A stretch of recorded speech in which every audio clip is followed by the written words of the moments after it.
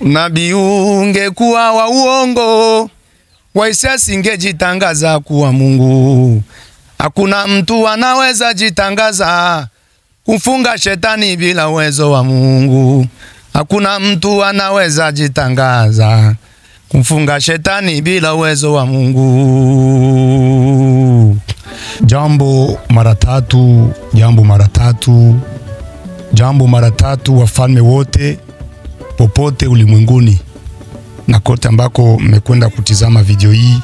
Nishukuru mara tatu kwa jina la Baba Bakwalufu Chiombo Chilobo na mwana wa Iselelwa na la Malikia Ubembe, mpanaji wa amani na hekima.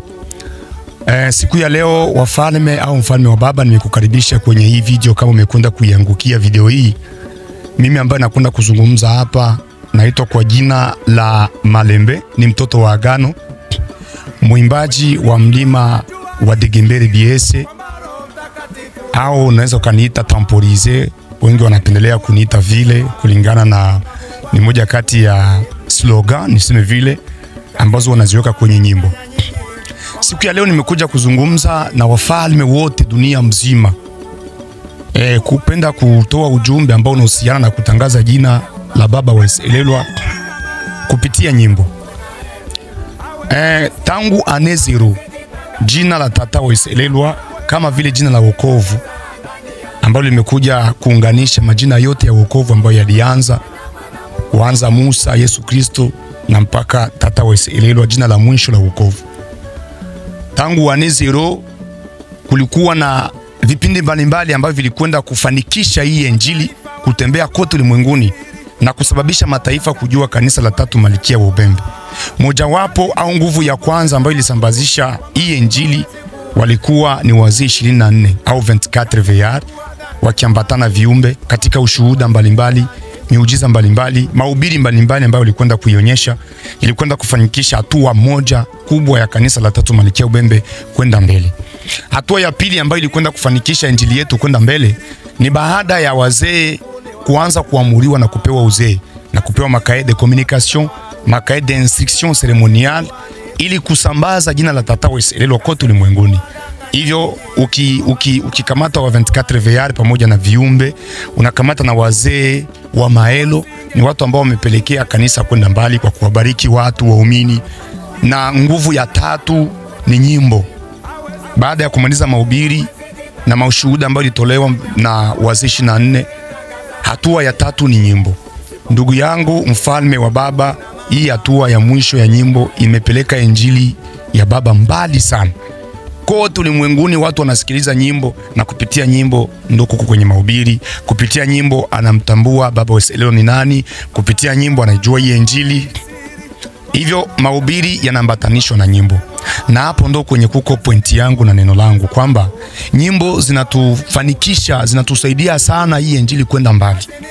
Na kwenye hiyo pointi ya nyimbo nimekuja sasa kuomba wafalme kwenda kuunga mkono waimbaji wote ulimwenguni, wale ambao wanajitolea kuimba nyimbo zao na kuzipandisha kwenye mitandao ya kijamii mbalimbali, ili mradi watu watambue ile jina kupitia nyimbo.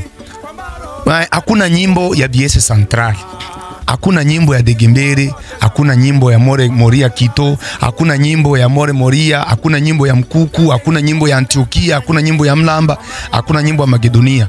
Kuko wimbo au kuko nyimbo ya kanisa la tatu Malikia Ubembe. Napenda kumaanisha kwamba nyimbo zote ambazo zinatungwa na zinaimbwa sio tu nyimbo za mlima fulani, sio tu nyimbo za fulani, ni nyimbo za wafalme wote. Ndio maana utakuta nyimbo za tangu anezero zilikuwa zinaimbwa na wafalme wote. Tukienda kwenye mikutano, ule wimbo ambao utabeba sifa, watu wote walikuwa wanachukua ile wimbo na kwenda kujifunza. So hakuna wimbo wa Biese Central, hakuna wimbo wa Degembere, nyimbo zote ni za wafalme. Haitakuzuia wewe kutokupenda wimbo wa Mkuku, isikuzuie kutokupenda wimbo wa Hebroni. Ni kusaidiana. Wimbo wa Hebroni ukitoka, unachukua wimbo na usikilizo na unapiga kwenye redio. Wimbo wa Mkuku ukitoka, ipige kwenye redio.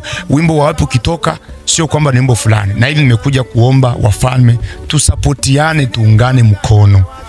Tuungane mkono kwa kusubscribe nyimbo, kwa kucomment nyimbo kwenye YouTube. Kuna waimbaji ambao wako na account kwenye YouTube kama More Moria Kito, Chire, wako na nyimbo, wako na account. Sasa usipokuwa na like zile nyimbo, usipokuwa na subscribe zile account, usipokuwa na comment, itawarudisha wale watu nyuma, kwa sababu nao pia watakuwa wanapata kupitia ile comment yako. Ndio maana wimbo ukitoka, wewe ambao unatambua mambo ya mitandao, uende ukacomment, uende kulike, uende kusubscribe. Ni mambo ambayo nimekuja kuomba mbele yenu, tusaidiane wafalme wa Baba kutuunga mkono sisi waimbaji. Hatutakuwa waimbaji bila nyinyi, hatutakuwa waimbaji bila mashauri yenu, hatutakuwa waimbaji bila michango yenu, hatutakuwa waimbaji bila maoni mbalimbali ya wale ambao wanatutazama na kutusikiliza. Hivyo pale ambapo mwimbaji amekwenda kuimba vibaya, tafadhali tafuta yule mwimbaji, mwambie hapo ungeweka hivi. Na tunaweza kuwa na maneno ya wimbo, tafuta uweke. Nimekuja mbele yenu kuomba misaada ya waimbaji wote, sio msaada wa mlima mmoja. Mwimbaji akikutokea na msaada au ujumbe wa msaada, nahitaji msaada wa hivi, msaidie. Nashukuru mara 3 kwa wote ambao wamenifuata muda kama na huu. Ni mtoto wenu mfalme na mtoto wa agano kutoka mlima wa Degemberi Biese. Tamporize ndo jina langu maarufu, najulikana kwa hilo jina. Tunashukuru kwa kuwa pamoja. Karibu katika mazungumzo mengine. Asanteni.